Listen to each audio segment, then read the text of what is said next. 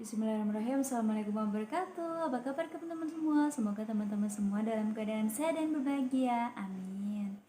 Dan semoga juga teman-teman semakin semangat belajarnya, semakin semangat ibadahnya, dan semakin semangat dalam berbuat baik kepada orang-orang di sekitarnya, terutama kepada orang tua kita.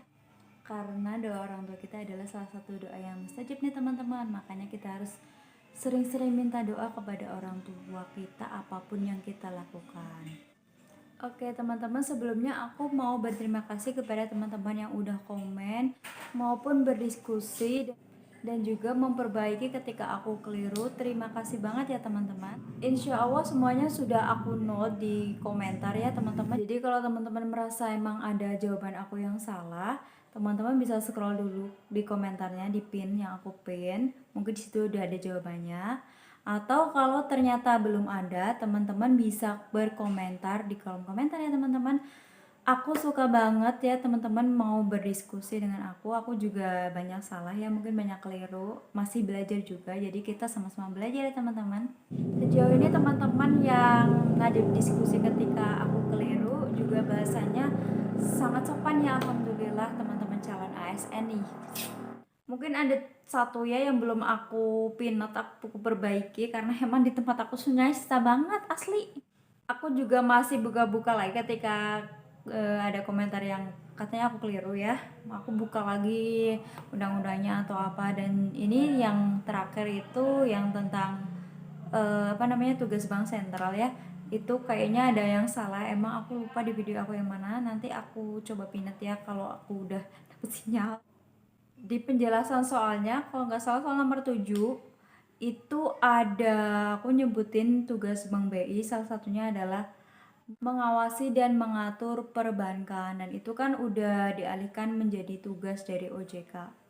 Tapi aku juga sempet bingung nih teman-teman, karena sebelumnya kayaknya tuh aku pernah baca, nggak tahu di modul nggak tahu di mana, sampai aku cari-cari lagi undang-undangnya apakah ada yang menyebutkan bahwa tugas itu masih berlaku. Setelah aku cari lagi, ternyata aku tuh baca di Wikipedia teman-teman nih, bisa dilihat di sini ya. Jadi kalau di Wikipedia itu masih menyebutkan yang ketiga, tugas dari Bank Sentral adalah mengatur dan mengawasi perbankan. Tugas ini masih berlaku pasca UU OJK, namun difokuskan pada aspek makroprudensial dalam rangka mengatur stabilitas sistem keuangan. Tapi teman-teman, kita lebih baik mengacu pada undang-undang aja ya. Jadi tugas Bank Sentral yang ketiga adalah mengatur stabilitas sistem keuangan. Maaf ya teman-teman, aku masih suka keliru. Oke, lanjut lagi. Di video ini aku bakal kasih FR dari teman-teman kita yang udah melaksanakan SKB di hari ketiga. Semoga ini bermanfaat ya teman-teman. Dan dari FR ini ada yang baru ya teman-teman buat aku pribadi, dan teman-teman aku di rekrutmen 2018 aku belum pernah mendengar bahwa ada soal mengenai tugas dan fungsi ASN. Mungkin di jabatan yang lain kayak mungkin di jabatan kesehatan atau pendidikan mungkin keluar, cuma kalau setahu aku di jabatan keuangan, mengenai keuangan itu nggak ada yang keluar. Aku soalnya nggak dapat FR itu di tahun 2018. Beberapa teman-teman ada yang nge-DM aku sebelumnya bahwa kak, kalau tentang peran dan fungsi ASN keluar nggak kak tahun lalu? Aku bilang nggak keluar karena emang nggak keluar saat itu. Cuma ternyata kok FR dari yang ini kok keluar. Kalau di rekrutmen 2018, tugas dan fungsi ASN itu nanti akan dibahas di Latsar ya, latihan dasar ketika teman-teman udah menjadi ASN. Ini aku juga masih ada bukunya. Ini ada modul pelatihan dasar calon PNS nih, ada pelayan publik, manajemen ASN juga, World of Government. Semuanya lah, ini ada nilai-nilai aneka, akuntabilitas, nasionalisme. Di sini ada fungsi ASN, ada pelaksana kebijakan, perekat dan pemersatu bangsa, pelayan publik. Gitu ya teman-teman. Jadi mari di video ini kita belajar tentang peran dan fungsi ASN. Sebelumnya aku sebenarnya pengen banget bikin video pembahasan tentang materinya karena itu indikatornya ada banyak, dan sebenarnya kalau teman-teman udah tahu indikator dari masing-masing fungsi ASN ini, teman-teman tuh bakal mudah dalam menemukan jawabannya. So teman-teman, dan skip this video, jangan lupa untuk subscribe, like, comment, share agar aku semakin semangat bikin videonya. And on we'll go, through the wastelands, through the highways, till my shadow turns to sun rays. Oke teman-teman, ini FR dari teman-teman kita yang sudah melaksanakan SKB di hari ketiga. Selamat siang, tadi saya tes untuk formasi pengelola keuangan yang muncul setengahnya tentang ASN, tugas ASN, fungsi ASN, dan soalnya itu kayak TIU. Ini maksudnya soalnya kayak TKP gitu ya teman-teman, soalnya analisis. Terus kebanyakan muncul BPK, RPJM, RPJP. Untuk pengelolaan keuangan daerahnya yang muncul hanya beberapa soal, yang mana masuk pembiayaan, yang mana masuk pendapatan, yang mana masuk belanja daerah. Ada juga muncul perpajakan, semoga membantu. Ini untuk kelanjutannya teman-teman, karena banyak yang tanya, yang sebagian besar yang keluar yang mana. Ini dijawab. Untuk ASN-nya hehehe, yang lainnya nyangkut BPK audit, kebijakan dalam pajak, PBB, dan APBD. Terus ini ada FR yang kedua.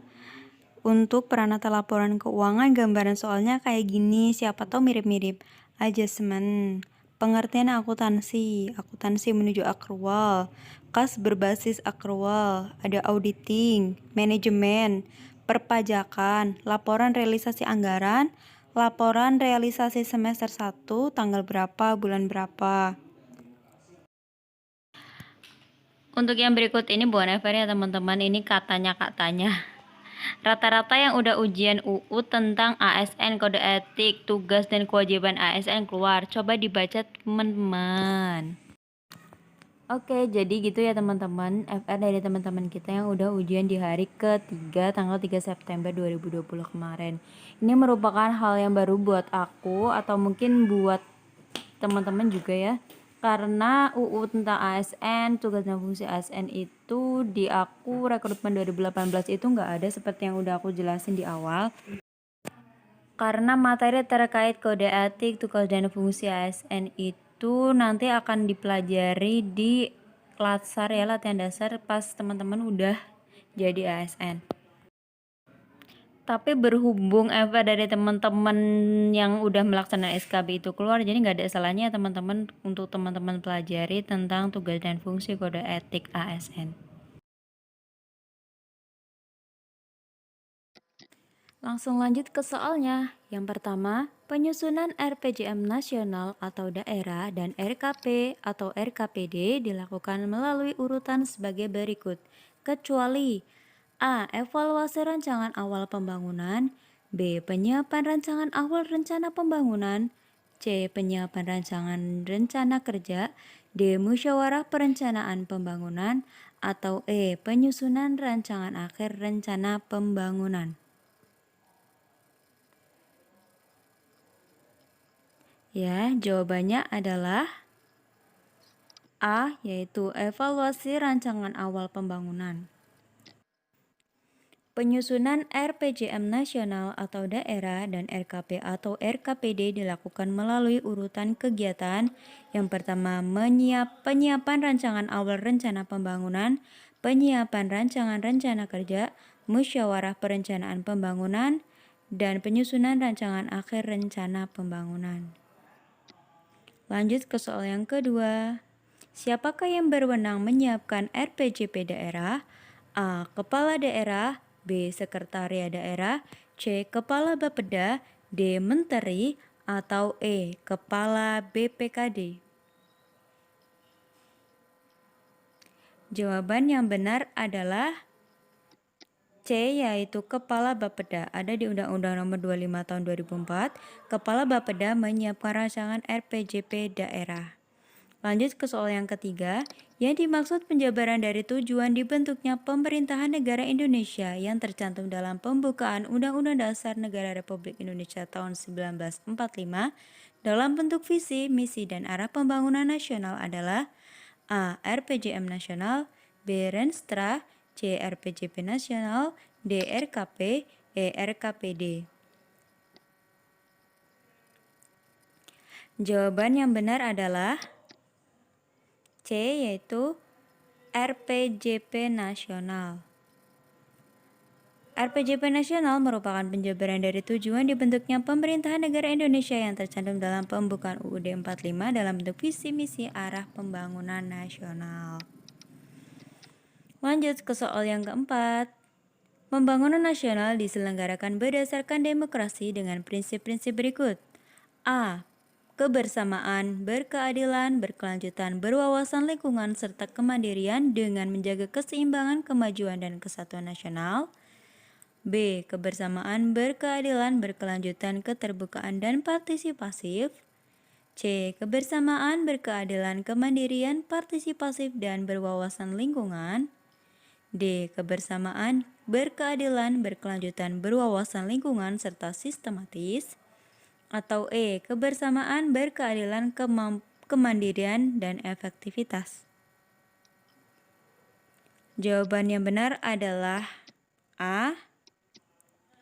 Ada di UU nomor 25 tahun 2004, pembangunan nasional diselenggarakan berdasarkan demokrasi dengan prinsip-prinsip kebersamaan, berkeadilan, berkelanjutan, berwawasan lingkungan, serta kemandirian dengan menjaga keseimbangan, kemajuan, dan kesatuan nasional.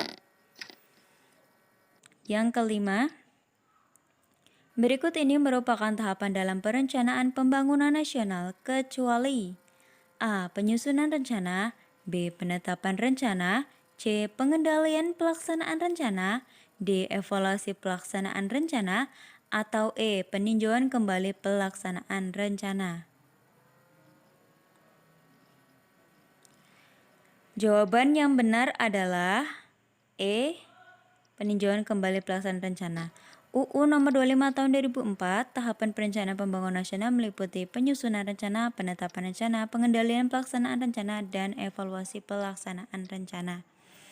Nomor 6. Seorang guru mengajar di kelas dengan penuh tanggung jawab dan integritas. Hal ini menunjukkan fungsi ASN sebagai A. Pelaksana kebijakan publik, B. Pelayan publik, C. Perekat dan pemersatu bangsa, D. Semua benar, atau E. Semua salah.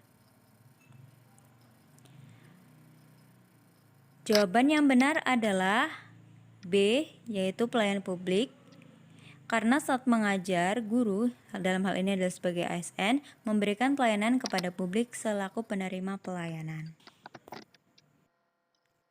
Pegawai ASN, perencana, pelaksana, dan pengawas penyelenggaraan tugas umum pemerintahan dan pembangunan nasional melalui pelaksanaan kebijakan dan pelayanan publik yang profesional, bebas dari intervensi politik, serta bersih dari praktek korupsi, kolusi, dan nepotisme, merupakan penjabaran dari A. Fungsi ASN, B. Peran ASN, C. Tugas ASN, D. Tanggung jawab ASN, atau E. Akuntabilitas ASN.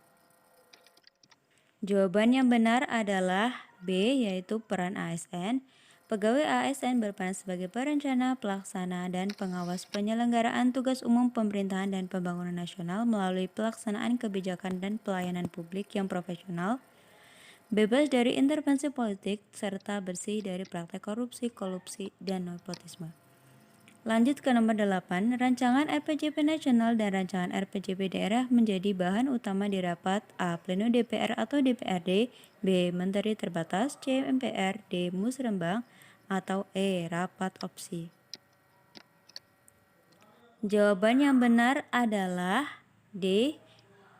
Rancangan RPJP nasional sebagaimana dimaksud pada ayat 1 dan rancangan RPJP daerah sebagaimana dimaksud pada ayat 2 menjadi bahan utama bagi musrembang. Lanjut ke soal nomor 9. Rencana pembangunan jangka menengah adalah dokumen perencanaan untuk periode A. 1 tahun, B. 2 tahun, C. 3 tahun, D. 4 tahun, atau E. 5 tahun.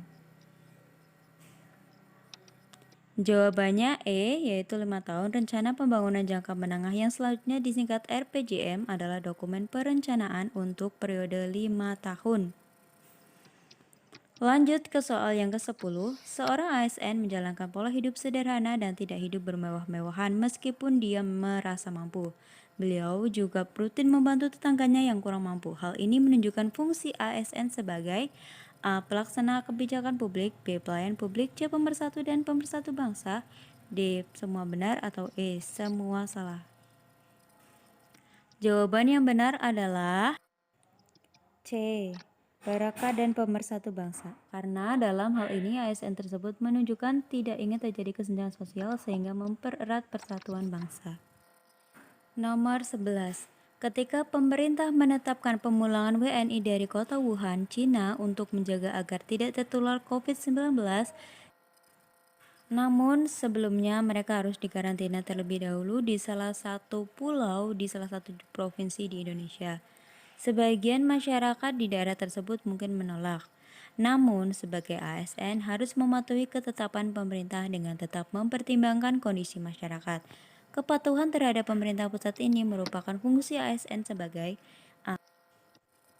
A. Pelaksana kebijakan publik, B. Pelayan publik, C. Perekat dan pemersatu bangsa, D. Semua benar, E. Semua salah. Jawaban yang benar adalah A. Pelaksana kebijakan publik, karena dalam hal ini ASN melaksanakan kebijakan pemerintah pusat walaupun harus tetap mempertimbangkan kondisi masyarakat. ASN juga harus memaduserasikan kebijakan pusat dengan kemajuan masyarakat. Nomor 12. Pak Budi adalah camat beragama Islam. Beliau ditugaskan di daerah yang mayoritas lingkungannya adalah Hindu, termasuk sebagian besar stafnya. Pada saat perayaan keagamaan, beliau mengizinkan kegiatan tersebut walaupun beliau tidak mengikutinya. Hal ini menunjukkan fungsi ASN sebagai A. Pelaksana kebijakan publik, B. Pelayan publik, C. Perekat dan pemersatu bangsa, D. Semua benar, atau E. Semua salah.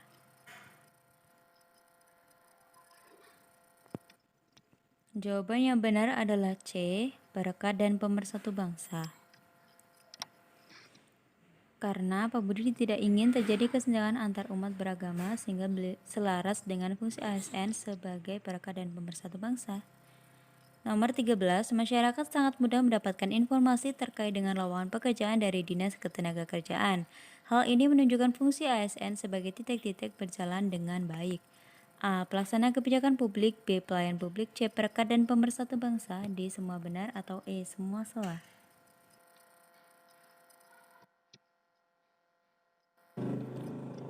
Jawabannya benar adalah B. Pelayan publik, karena masyarakat sebagai konsumen mendapatkan kemudahan dan transparansi informasi. Transparansi adalah salah satu indikator dari pelayanan publik. Nomor 14. Seorang dokter di sebuah rumah sakit melayani pasiennya dengan tidak membeda-bedakan strata sosial.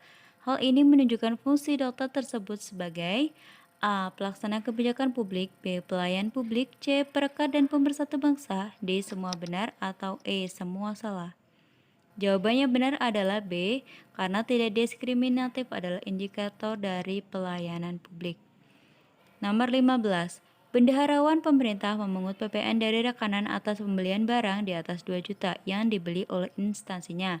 Hal ini menunjukkan fungsi beliau sebagai A. Pelaksana kebijakan publik, B. Pelayan publik, C. Perekat dan pemersatu bangsa, D. Semua benar, atau E. Semua salah. Jawaban yang benar adalah A. Pelaksana kebijakan publik. Bendaharawan melaksanakan kebijakan pemerintah untuk memungut pajak. Oke teman-teman, segitu dulu latihan kita di video kali ini. Teman-teman, aku mau ngingetin lagi ya, soalnya ada beberapa juga yang sempat tanya ke aku bahwa nawacita itu keluar apa enggak. Teman-teman bisa dipelajari dulu. Aku juga dulu mempelajari cuma nggak keluar.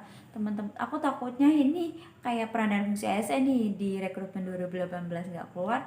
Ternyata di rekrutmen tahun ini keluar. Jadi teman-teman nggak ada salahnya mempelajari ya. Oke, terima kasih teman-teman. Sampai ketemu di video aku berikutnya. Wassalamualaikum warahmatullahi wabarakatuh. Tetap semangat ya teman-teman.